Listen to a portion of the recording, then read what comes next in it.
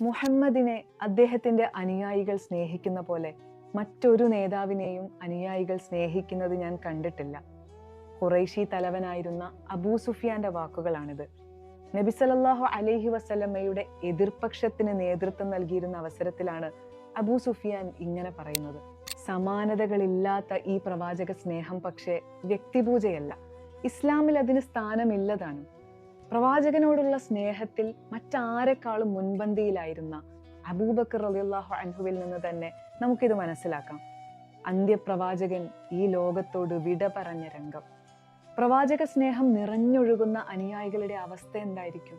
ഒരു നിമിഷത്തേക്ക് എല്ലാം മറന്ന് സ്തബ്ധരായ അവരുടെ അടുത്തേക്ക് അബൂബക്കർ റളിയല്ലാഹു അൻഹു കടന്നു വരികയാണ്.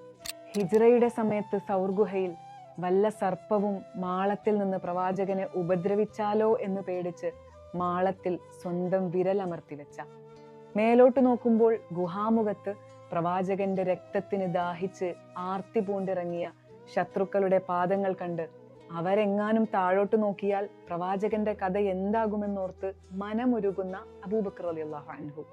പ്രവാചക സ്നേഹത്തിന്റെ ഉത്തുംഗതയിൽ മറ്റാർക്കും എത്താനാകാത്ത സ്ഥാനത്ത് നിലയുറപ്പിച്ച സിദ്ദീഖുൽ അക്ബർ.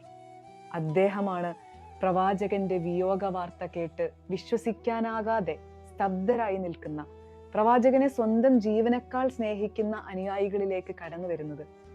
ഈ ഘട്ടത്തിൽ മിമ്പറിൽ കയറി ഉറക്കെ പ്രഖ്യാപിക്കുന്നുണ്ട്, മൻ കാന യഅ്ബുദു മുഹമ്മദൻ ഫഇന്ന മുഹമ്മദൻ ഖദ് മാത്. വല്ലവരും മുഹമ്മദിനാണ് ഇബാദത്ത് ചെയ്തിരുന്നതെങ്കിൽ മുഹമ്മദ് ഇദാ മരണപ്പെട്ടിരിക്കുന്നു. വമൻ കാന യഅ്ബുദുല്ലാഹ ഫഇന്നല്ലാഹ ഹയ്യുൻ ലാ യമൂത്. വല്ലവരും അല്ലാഹുവിനാണ് ഇബാദത്ത് ചെയ്തിരുന്നതെങ്കിൽ നിശ്ചയം അല്ലാഹു എന്നെന്നും ജീവിച്ചിരിക്കുന്നവനാണ്, അവനൊരിക്കലും മരണമില്ല. അബൂബക്കറിന്റെ ഈ ഉറച്ച പ്രഖ്യാപനമാണ് ഉമർ റളിയല്ലാഹു അൻഹു അടക്കമുള്ളവരെ ശാന്തരാക്കിയത്. ഇവിടെയാണ് പ്രവാചക സ്നേഹം വ്യക്തിപൂജയിൽ നിന്ന് വേർപിരിയുന്നത്. ആരും വെപ്രാളപ്പെട്ട് ജീവനൊടുക്കിയില്ല. അള്ളാഹു അവന്റെ ദൂതനെ തിരിച്ചു വിളിച്ചു. ഒരിക്കൽ നാം എല്ലാം ഇതുപോലെ അള്ളാഹുവിങ്കിലേക്ക് തിരിച്ചു പോകണം. ഈ ചിന്തയാണ് അബൂബക്കർ റളിയല്ലാഹു അൻഹുവിന് സമനില കൈവരിക്കാൻ സഹായിച്ചത്. അദ്ദേഹം നടത്തിയ പ്രഖ്യാപനം പ്രവാചകന്റെ മറ്റു അനുയായികളെയും ശാന്തരാക്കുന്നു. കാരണം അവരെല്ലാം ഖുർആൻ ഉൾക്കൊണ്ടവരായിരുന്നു. അല്ലദീന ആമനു വതത്മഇന്നു ഖുലൂബുഹും ബിദിക്രില്ലാഹ്. വിശ്വാസികൾ അള്ളാഹുവിനെ ഓർക്കുന്നതോടുകൂടെ അവരുടെ ഹൃദയം ശാന്തമാകുന്നു.